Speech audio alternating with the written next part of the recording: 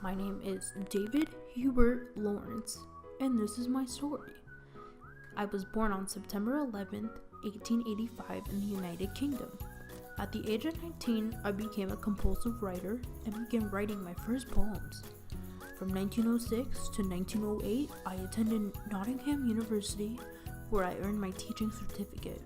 After graduating, I moved just south of London and taught art, English, and biology at David Rhodes School. During this time, I began to make connections in the literary world.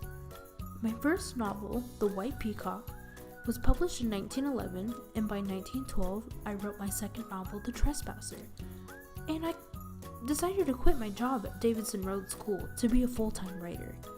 That same year, I met Frida Wheatley, who was already married and had 3 young children.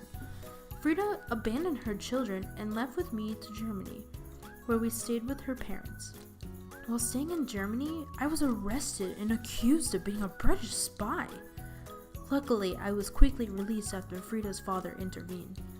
Frida and I lived nomadically and traveled all over Italy, Germany, Australia, and eventually ended up in Mexico. I hated war, especially during World War I, and I discussed my distaste for it in my novel Kangaroo.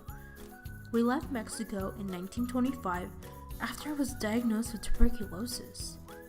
As my health declined, some of my best work was written, including Lady Chatterley's Love and the short story Rocking Horse Winter, which brings to the light the issue of materialism and love, and whether the two are able to coexist.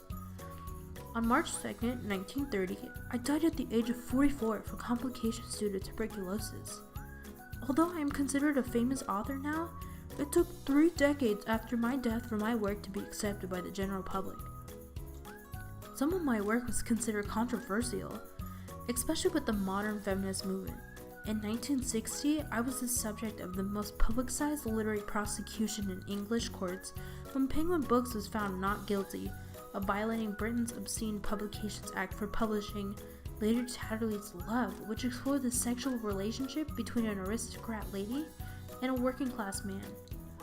I was thought of as a crude and pornographic writer for much of my life, but now I am considered to be one of the greatest modern English writers. An annual D.H. Lawrence Festival has occurred in Eastwood since 2008, where they celebrate my life and the work I've created.